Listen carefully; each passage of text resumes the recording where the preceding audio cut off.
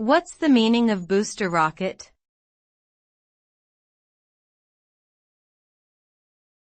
Booster rocket.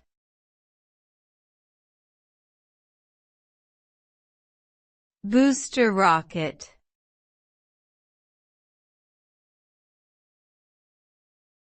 Booster rocket.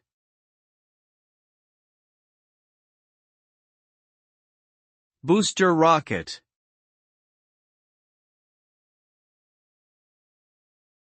A booster rocket is a rocket that is used to provide additional thrust to a spacecraft during its initial launch phase. It is typically used to help a spacecraft attain the required altitude and velocity to enter into orbit or to travel beyond Earth's atmosphere. The booster rocket is usually attached to the bottom of the main rocket and ignites at liftoff, providing extra force to push the spacecraft into the sky. Once the booster rocket has expended its fuel, it is jettisoned from the main rocket and falls back to Earth to burn up in the atmosphere or land in a designated area.